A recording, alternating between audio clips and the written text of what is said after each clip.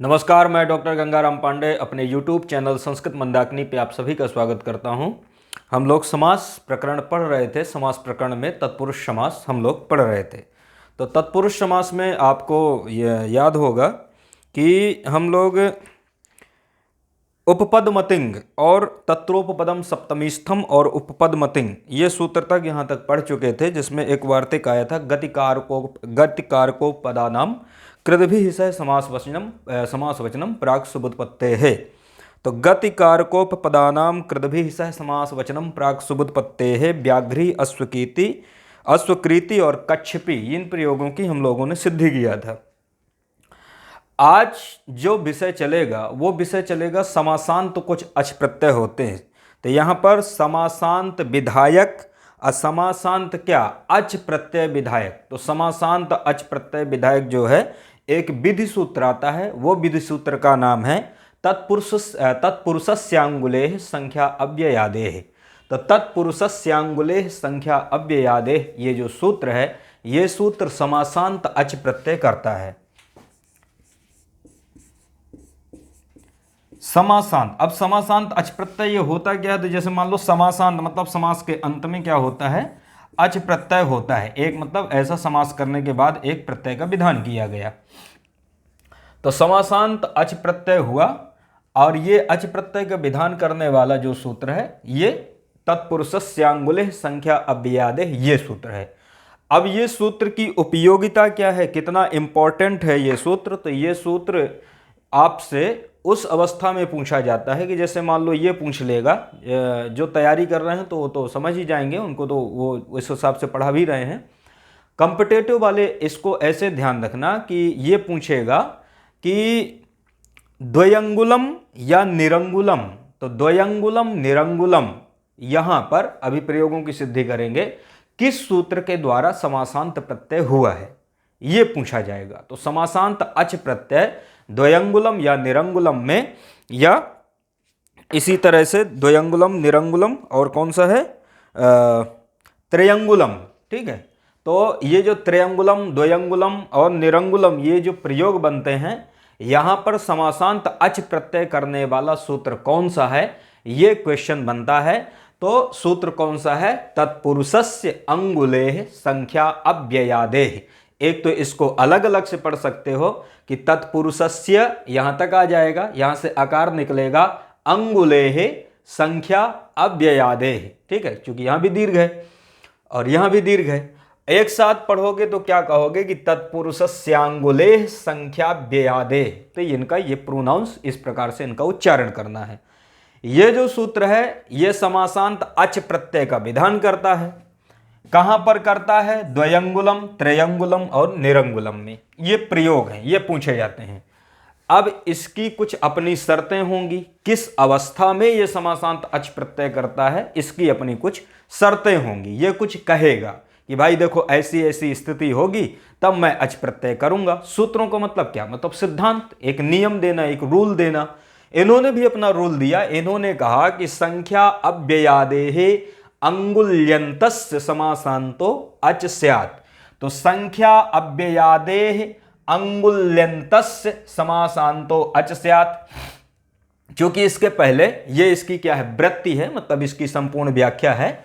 इस सूत्र में जैसे मान लो आप तत्पुरुषस्यांगुलेः संख्या अव्ययादेः, तो संख्या अव्ययादेः संख्या चा अव्ययं चा तयोः समाहार द्वंद्वः संख्या अव्ययम, संख्या अव्ययम आदि यस्य सह संख्या अव्ययादि तस्य संख्या अव्ययादेः। इस प्रकार से इसका क्या कर देना है? विग्रह कर लेना है, मतलब समास विग्रह। तो संख्या च अव्ययं च तयोः समाहार द्वंद्वः संख्या अव्ययम, संख्या अव्ययम आदि यस्य सह संख्या अव्ययादि तस्य संख्या अव्ययादेः। इस प्रकार से क्या कर लेना कि इसका समास कर लेना। और जैसे कि यहां पर तत्पुरुषस्य, तो तत्पुरुषस्य कैसा पद है? षष्ठ्यंत पद है। ठीक है, क्योंकि यहां पर यह तत्पुरुषस्य कहां बनता है? षष्ठी में।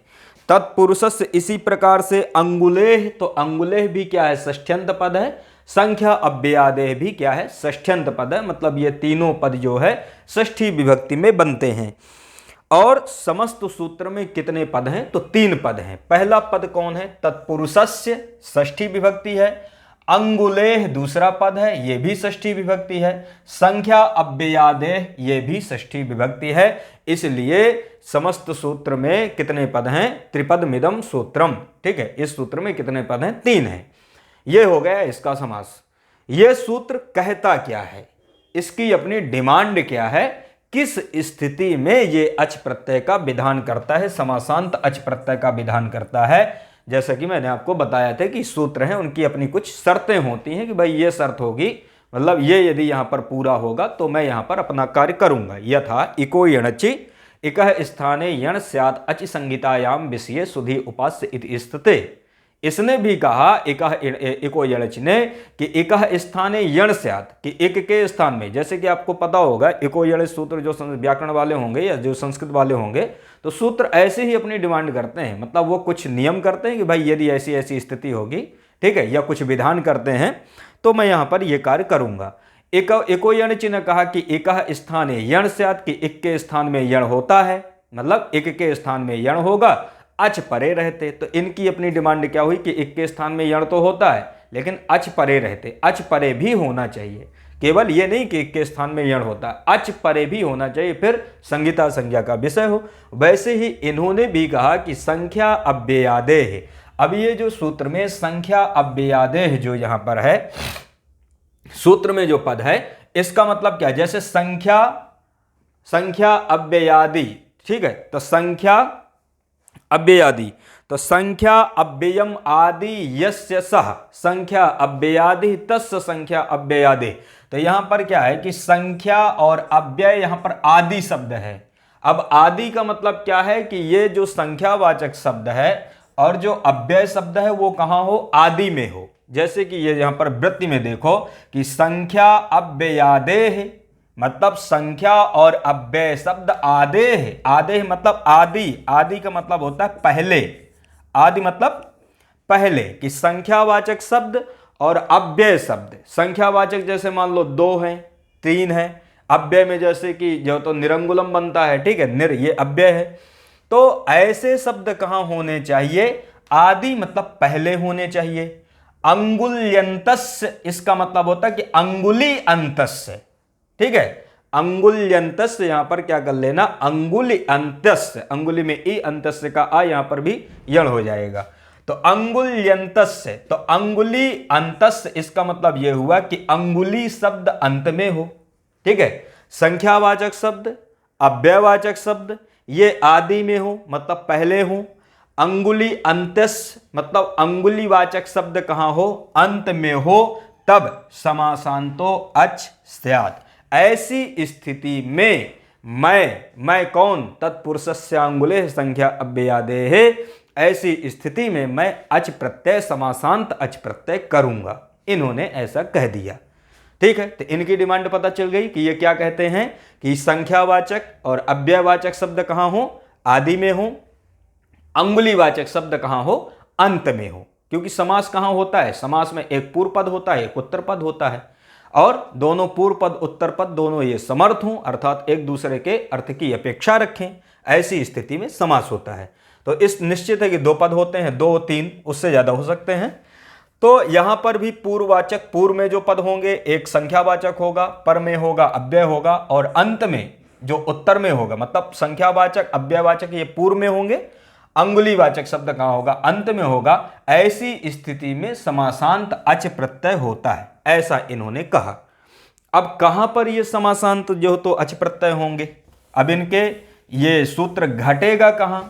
ठीक है, तो अब इसके लिए हमको उदाहरण देखने पड़ेंगे कि भाई कौन से ऐसे उदाहरण हैं कि जहां पर ये सूत्र की जो डिमांड है वो यहां पर घट रहे हैं, या ये सूत्र का जो लक्षण है ये यहां पर घट रहा है। तो ये जैसे कि उदाहरण है द्वयंगुलम, एक उदाहरण है द्वयंगुलम। द्वयंगुलम का मतलब होता है जिसके 2 उंगली हैं, ठीक है, द्वयंगुलम मतलब 2 उंगली। तो इसी तरह से हाँ, 2 अंगुलम मतलब 2 अंगुल के नाप बराबर लकड़ी। जैसे कोई लकड़ी है ना तो उसको कहते हैं 2 अंगुली काट दो, या 2 अंगुली तोड़ दो, या 3 अंगुली तोड़ दो, इसको कहते हैं द्वयंगुलम। तो द्वयंगुलम का मतलब 2 अंगुली, इसका मतलब वही होता है 2 अंगुली। और 2 अंगुली बराबर कौन ना, आप कोई लकड़ी है या कोई वस्तु है, जो भी वस्तु है उसको क्या कहेंगे, द्वयंगुलम। तो द्वयंगुलम एक प्रयोग है। इसी तरह से त्रयंगुलम है, इसी तरह से क्या कर लेना, त्रयंगुलम। अब त्रयंगुलम में भी क्या होता है कि ये मतलब 3 अंगुली बराबर नाप की कोई लकड़ी है।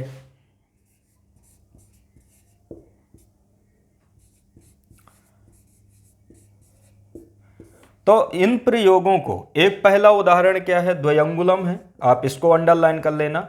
इसके बाद क्या है, त्रयंगुलम है, इसको उदाहरण याद कर लेना। इसमें याद ये करना है कि किस सूत्र के द्वारा समासांत यहां पर अच प्रत्यय हुआ है, तो तत्पुरुषस्य अंगुले संख्या व्यादे, इस सूत्र को याद कर लेना। और कौन सा प्रत्यय, कई बार यह भी पूछ लेते हैं कि द्वयंगुलम त्रयंगुलम में कौन सा प्रत्यय हुआ है, तो समासांत अच प्रत्यय हुआ है, यह याद रखना है। इसी तरह से निरंगुलम, इसी तरह से क्या याद रखना, निरंगुलम।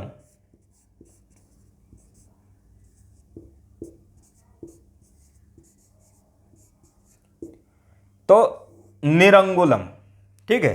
तो द्वयंगुलम, त्रयंगुलम, निरंगुलम। अब यहां पर आपको विशेष रूप से, हालांकि ये तो लगभग इसका जो तात्पर्य था, इसका जो मतलब था, ये यहां पर लग गया। मतलब ये समासांत यहां पर प्रत्यय होते हैं, इतना आप जान गए। कुछ चीजें और जानने योग्य हैं। जानने योग्य ये हैं कि द्वयंगुलम, त्रयंगुलम और निरंगुलम में, जैसा कि मैंने पूर्व में भी बतलाया था कि आपको लौकिक और अलौकिक विग्रह याद रखने हैं, क्योंकि ये पूछा जाता है कि इसका लौकिक विग्रह क्या है या अलौकिक विग्रह क्या है। ठीक है, इंपॉर्टेंट एक ये है किस सूत्र के द्वारा समास हुआ है, ये भी आपको याद रखना है। ये भी पूछा जाता है कि यहां पर किस सूत्र के द्वारा समास हुआ है। तो इसका अर्थ तो लग गया, तत्पुरुषस्य अंगुले संख्या अव्ययादे। अब यहां पर ये उदाहरण यहां पर जो दिए हैं, इनको घटाना है। मतलब ये जो अच प्रत्यय है, कैसी स्थिति में, थोड़ा सा प्रक्रिया इसकी देख लेंगे। तो जैसे कि द्वयंगुलम है, तो द्वयंगुलम का मतलब कि 2 अंगुली बराबर नाप की कोई लकड़ी है। अब यहां पर इसका लौकिक विग्रह करेंगे तो द्वे अंगुली प्रमाणम अस्य, इसका लौकिक विग्रह क्या होगा, द्वे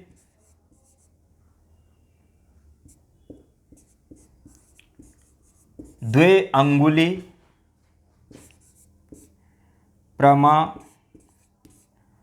प्रमाणमस्य या प्रमाणमस्य। ठीक है, तो द्वे अंगुली प्रमाणम अस्य, यह इसका क्या है, लौकिक विग्रह है।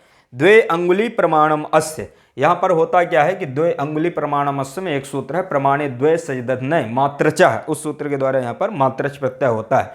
तो द्वे अंगुली प्रमाणम अस्य, ये इसका क्या है, लौकिक विग्रह है। अलौकिक विग्रह क्या है, तो द्वि औ अंगुली औ, द्वि औ, क्योंकि द्वि ये कहां द्विवचन में बनता है, अंगुली भी वहीं पर बनता है द्विवचन में। तो द्वि औ, इसका अलौकिक विग्रह लिख लेना, द्वि औ। ठीक है, द्वि औ और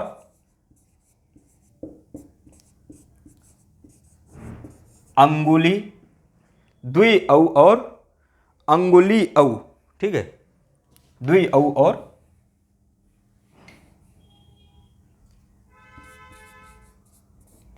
अंगुली औ। तो द्वि औ और अंगुली औ, ये इसका क्या हो जाएगा, अलौकिक विग्रह हो जाएगा।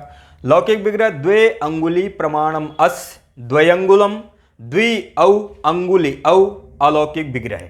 ऐसी स्थिति पे क्या कर देना है कि यहां पर तद्धितार्थोत्तर पद समाहारे च, एक सूत्र है।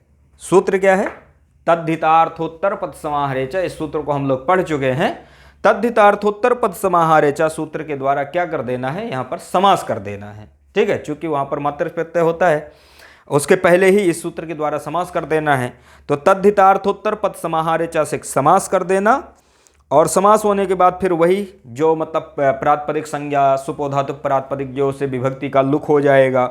इसके बाद क्या कर देना, प्रथमा निर्दिष्ट समास उपसर्जनम से उपसर्जन संज्ञा, उपसर्जनम पूर्वम से पूर्व प्रयोग, ये सब चीज़ें हो जाएंगी। ठीक है, ये चीज़ प्रक्रिया लगभग सब में मैंने बता चुका हूँ, तो बार बार लिखना आवश्यक नहीं है उतना।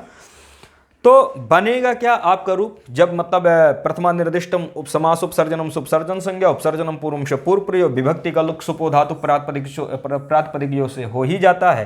प्रयोग आपका बनेगा द्वि अंगुली। प्रयोग क्या बनेगा, द्वि अंगुली, ऐसी स्थिति रहती है, द्वि अंगुली। अब द्वि अंगुली में होता क्या है कि इसके बाद फिर ये सूत्र आएगा, तत्पुरुषस्यांगुलेः संख्या अव्ययादेः। ऐसी स्थिति पे ये सूत्र आता है।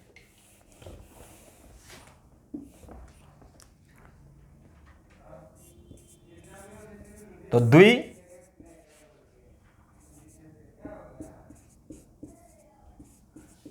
अंगुली ऐसी स्थिति पे, ठीक है, द्वि अंगुली। अब यहां पर क्या होगा, यण भी हो जाता है तो द्वयंगुली ऐसा बन जाता है, ठीक है। तो द्वि अंगुली में क्या हो जाएगा, यण हो जाएगा, क्योंकि द्वि में क्या है, ई है, अंगुली का आ है, अच परे है, इसको क्या हो जाएगा, यण हो जाएगा, ई को यण क्या होगा, या, तो प्रयोग बन जाएगा द्वयंगुली। द्वयंगुली बनने के बाद, द्वयंगुली बनने के बाद फिर क्या कर देना, यहां पर यणकार कर लेना, तत्पुरुषस्यांगुलेः संख्या अव्ययादेः से क्या कर लेना, यहां पर अच प्रत्यय। अच में क्या हो जाएगा, चकार की संज्ञा, केवल क्या बचेगा, आ बचेगा। चकार की संज्ञा तो श्लोप अश्लोप, क्या बचेगा, केवल आ बचेगा। द्वि अंगुली आ, द्वि अंगुली में जो लकार उत्तरवर्ती जो ईकार है उसका यस्येति चा से क्या कर देना है, लोप कर देना है। तो जब आप यस्येति चा से इसका लोप कर देंगे, समझ गए, द्वयंगुली में जो लकार उत्तरवर्ती जो ईकार है इसका यस्येति चा से क्या कर देना, लोप कर देना, तो द्वयंगुल क्या बनेगा, द्वयंगुल आ। यहां पर हलंत रहेगा, आ का जो अच का जो आ है ये मिल जाएगा किसमें, ला में, तो क्या बन जाएगा, द्वयंगुल, सु अमादेश द्वयंगुलम। इसके बाद क्या कर देना है कि सु कर देना, सु को क्या कर देना, अमादेश, प्रयोग बन जाएगा द्वयंगुलम। ऐसे इसकी सिद्धि करना है। यह प्रक्रिया लगभग सब में बता चुका हूं, तो इसलिए इनके सूत्रों को बार बार दोहराना उतना आवश्यक नहीं है। जो मुख्य यहां पर आएगा वो बाकी सब आप जो तो कई वीडियो में बता चुका, तो आपको लगभग पता ही होगा। जो ध्यान रखना है वो क्या ध्यान रखना है ये आपको मैं बतला देता हूं। तो ये समझ में आ गया कि कहां पर ये सूत्र कार्य करता है, कहां पर समासांत अच प्रत्यय करता है। तो पहला क्या है, द्वयंगुल, द्वयंगुलम, ये तो आ गया। इसके बाद त्रयंगुलम, दूसरा प्रयोग क्या है, त्रयंगुलम। तो त्रयंगुलम में क्या कर लेना कि तिस्रः अंगुलयः प्रमाणम अस्य, तो तिस्रः अंगुलयः प्रमाणम अस्य त्रयंगुलम, ठीक है। तो तिस्रः अंगुलयः प्रमाणम अस्य इति लौकिक विग्रह, ये इसका लौकिक विग्रह है। और इसके बाद जो है इसका अलौकिक विग्रह कर लेना, और बाकी यही इस सूत्र, ये जैसे इसकी प्रक्रिया की है वैसे उसकी त्रयंगुलम की भी प्रक्रिया हो जाएगी। और इस सूत्र के द्वारा तत्पुरुषस्यांगुलेः संख्या अव्ययादेः के द्वारा क्या कर देना, समासांत अच प्रत्यय कर देना। ये जब यहां तक पहुंच जाना, ठीक है, त्रि अंगुली और एको यण से यण कर देना, एको यण से यण कर देना, त्रयंगुली, यस्येति चा से क्या कर देना, त्रयंगुली के लकार उत्तरवर्ती इकार का लोप, फिर सु आएगा, आमादेश बन जाएगा त्रयंगुलम। इसी तरह से निरंगुलम, तो निरंगुलम प्रयोग भी ये किसका उदाहरण है। अब जैसे कि मान लो कि ये सूत्र ने जो कहा कि संख्या अव्ययादेः, संख्या अव्ययादेः मतलब संख्या और अव्यय आदि में है, अंगुली अंत में हो, ठीक है, तो समासांत होता है। तो इसको यहां पर लगा लेना, देखो ये पूरा उसी तरह से घट जाएगा, संख्या अव्यय आदि में हो। अब जैसे मान लो द्वे अंगुली प्रमाणम अस्य या तिस्रः अंगुलेयः प्रमाणम अस्य में जो द्वे है वो द्वे क्या है, संख्यावाची शब्द है, ठीक है। इसका अर्थ मैंने यहां पर नहीं घटाया था शुरू में, तो इसको अर्थ को घटा लेना, वही चीजें हैं। संख्या या अव्यय आदि में हो तो संख्यावाचक शब्द कौन है, द्वे है, ये आदि में भी है। अंगुली शब्द अंत में हो, अंगुली शब्द यहां अंत है मतलब बाद में है, तो समासांत अच प्रत्यय हो जाता है, ये समासांत अच प्रत्यय है। यहीं से देख लो, ये संख्यावाचक शब्द आदि में है, अंगुलीवाचक शब्द अंत में है, जैसा ये सूत्र कहता है। इसी तरह से त्रयंगुलम में भी और इसी तरह से निरंगुलम में भी। अब निरंगुलम में क्या है कि निर्गतः, इसमें आएगा निर्गतम अंगुलिभ्यः, निर्गतम अंगुलिभ्यः निरंगुलम, ये इसका क्या है, लौकिक विग्रह है।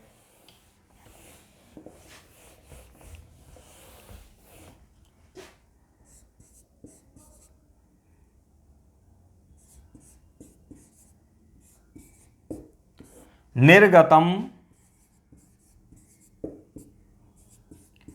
अंगुलिभ्यः, निर्गतम अंगुलिभ्यः, तो निर्गतम अंगुलिभ्यः निरंगुलम, इसका मतलब यह है कि निकल गई अंगुली से अंगूठी जिसकी, ठीक है, अंगुली से जिसकी अंगूठी निकल गई है उसको क्या कहेंगे, निरंगुलम, इसका ये अर्थ है। अब निर्गतम अंगुलिभ्यः निरंगुलम, निर्गतम अंगुलिभ्यः निरंगुलम, ये क्या हो जाएगा इसका लौकिक विग्रह, जो लोक में हम लोग प्रयोग करते हैं। ठीक है, लौकिक मतलब जो लोक में प्रयोग करते हैं। अलौकिक विग्रह में क्या कर देना कि निर अंगुलीभ्यः, चूंकि निर क्या है अव्यय है, तो इससे जो तो विभक्ति कोई आएगी नहीं, तो निर अंगुलीभ्यः, क्योंकि यहां पर क्या है पंचमी है, तो निर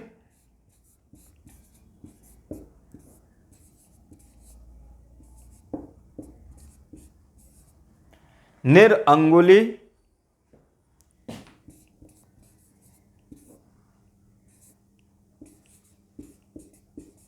भ्यस, निर अंगुली भ्यस, ये इसका क्या हो जाएगा अलौकिक विग्रह हो जाएगा। तो निर्गतम अंगुलिभ्यः निरंगुलम लौकिक विग्रह, निर अंगुलिभ्यस इति अलौकिक विग्रह। ठीक है, इति अलौकिक विग्रह। अब यहां पर देखो इस सूत्र को घटा लो। यहां पर होता क्या है कि एक वार्तिक आपको मैंने पढ़ाया था, निरादयः क्रांताद्यर्थे पंचम्या, ये शायद 1-2 क्लास पहले ही इसको हम लोग पढ़े थे। निरादयः क्रांताद्यर्थे पंचम्याः, इस सूत्र के द्वारा, इस वार्तिक के द्वारा निरादयः क्रांताद्यर्थे मतलब निरादि जो हैं उनका क्रांत आदि अर्थ में मतलब अतिक्रमण इस अर्थ में क्या होता है। ठीक है, इनका जो है तो पंचम्यंत समर्थ सुबंत का इनका जो है तो समास होता है, इस प्रकार से इसका अर्थ है पंचम्यंत के साथ में। ठीक है, तो पंचम्यंत के साथ समास होता है। तो अब यहां पर क्या है कि ये क्रांतादि अर्थ में कौन है, यहां पर निर अव्यय है, निरादयः क्रांताद्यर्थे पंचम्या, पंचम्यंत के साथ समास होता है। ये क्या है पंचम्यंत पद है अंगुलिभ्यः, और क्रांतादि अर्थ में कौन है निर, ये अव्यय है। ठीक है, तो उसके द्वारा क्या हो जाएगा निरादयः क्रांताद्यर्थे पंचम्या के द्वारा यहां पर समास हो जाता है। समास करने वाला वार्तिक निरादयः क्रांताद्यर्थे पंचम्याः, इसको आप याद कर लेना। इस वार्तिक के द्वारा यहां पर समास होता है। समास होने के बाद फिर वही जो तो प्रातिपदिक संज्ञा, प्रातिपदिक संज्ञा के बाद सुपोधातु प्रातिपदिक योग के द्वारा विभक्ति का क्या हो जाएगा, विभक्ति का हो जाएगा लुक। ठीक है, तो क्या बनेगा निर अंगुली, निर अंगुली बनने के बाद प्रथमा निर्दिष्टम समास उपसर्जनम से उपसर्जन संज्ञा, उपसर्जनम पूर्व से पूर्व प्रयोग इसी का रहेगा। ठीक है, अब यहां पर देखो इस सूत्र को घटा लो, तत्पुरुषस्यांगुले संख्या अव्ययादेः, ये सूत्र यहां पर घट जाएगा। कैसे घट जाएगा, यह सूत्र कहता है कि संख्या अव्ययादेः, संख्या शब्द संख्यावाचक शब्द या अव्ययवाचक शब्द आदि में हो मतलब पहले हो। यहां पर अव्ययवाचक, चूंकि संख्यावाचक के उदाहरण ये दोनों हो गए द्वयंगुलम और त्रयंगुलम। अव्ययवाचक शब्द कौन है निर है, और निर कहां है आदि में भी है, किसके आदि में है अंगुली के। दूसरा क्या है, दूसरी शर्त है कि अंगुली अंतस्य मतलब अंगुलीवाचक शब्द अंत में हो, तो देखो अंगुलीवाचक शब्द अंत में है, समासांत अच प्रत्यय होता है, तो फिर क्या हो जाएगा कि समासांत अच प्रत्यय मतलब निर अंगुली अच, ऐसी स्थिति हो जाएगी।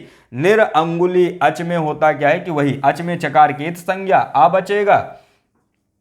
आ बचने के बाद फिर क्या कर देना कि यहां पर अंगुली के जो लकार उत्तरवर्ती जो ई है मतलब लामे जो ई है उसका यस्येति चय सूत्र के द्वारा लोप कर देना, तो निर अंगुल आ मिल जाएगा, तो निरंगुल और सु अमादेश निरंगुलम, इस प्रकार से इन प्रयोगों की सिद्धि हो जाएगी।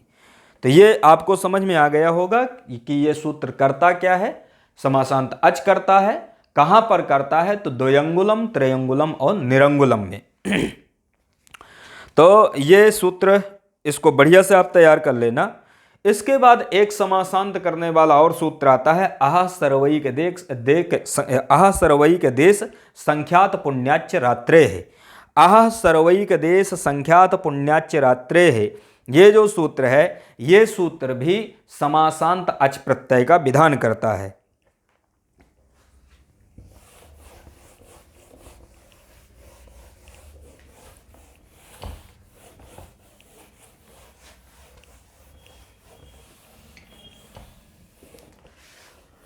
अब जैसे कि ये सूत्र जो था जिसको अभी हम लोगों ने पढ़े, तत्पुरुषस्य अंगुले संख्या अव्ययादेः, ये सूत्र किन परिस्थितियों में, क्या इसकी अपनी डिमांड थी, किस शर्त में इसने अच प्रत्यय किया, इसने मतलब जो अभी इसका अर्थ किए कि संख्यावाचक शब्द या अव्ययवाचक शब्द आदि में है, अंगुलीवाचक शब्द अंत में हो तो समासांत करता है।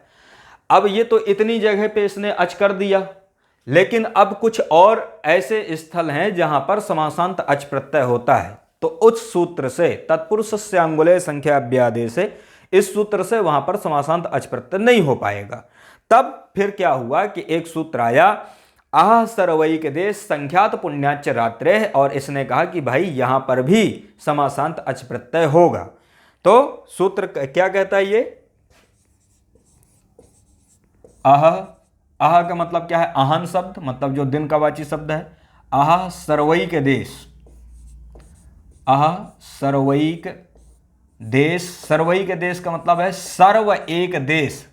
आह मतलब आहन अन्नावाची शब्द, सर्व एक देश, ठीक है, सर्व एक देश संख्यात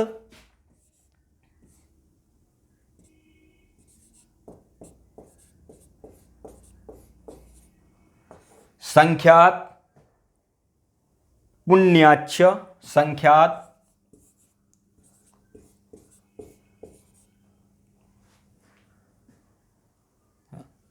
संख्यात पुण्याच्च रात्रे है, ठीक है। तो ये सूत्र, ये भी बहुत महत्वपूर्ण सूत्र है और बहुत ज़्यादा ये पूछा भी जाता है, इसको आप ध्यान रखना, ये सामान्य नहीं है, थोड़ा सा ऊपर नीचे हो गया है, खैर कोई बात नहीं। इसके बाद क्या है, रात्रे है। तो ये सूत्र है, क्या सूत्र है, आह सर्वैक देश, आह सर्वैक देश संख्यात पुण्याच रात्रे, ये सूत्र है। मैंने आपको बताया कि पूर्व सूत्र से उसकी अपनी स्पेशल जगह है, स्पेशल उसके अपने स्थान है कि वहां पर ऐसी स्थिति में वो समासांत अच प्रत्यय करेगा। लेकिन ये जो सूत्र बना, ये सूत्र की अपनी एक दूसरी डिमांड है, मतलब ये दूसरे प्रकार से ये कुछ अपनी शर्त रखता है, और ऐसी स्थिति में ये भी समासांत अच प्रत्यय का विधान करता है, ये भी समासांत अच प्रत्यय ही कहता है। तो अब इसकी अपनी क्या डिमांड है, ये क्या कहता है, तो ये कहता है कि आह, आह का मतलब होता है आहन, आहन मतलब जो दिन का वाची जो शब्द होता है उसको हम क्या कहते हैं, आहन, ठीक है। तो एक क्या हो, आहन शब्द हो, आहन का मतलब होता है दिन का वाची शब्द। इसके बाद आता है सर्व, मतलब सर्व शब्द हो, तो पहला आहन, दूसरा सर्व, और तीसरा क्या हो, एक देश। तीसरा क्या है, तीसरी शर्त क्या रखे कि एक देश का वाचक शब्द, आहन शब्द, सर्व शब्द, एक देश का वाचक शब्द, और संख्यात पुण्याच, और संख्यावाची शब्द मतलब संख्यात शब्द, और पुण्याच मतलब पुण्य, ठीक है, पुण्याच मतलब पुण्य, इन शब्दों से, और यहां पर ध्यान देना चा लगा हुआ है, यहां पर चकार का ग्रहण किया है।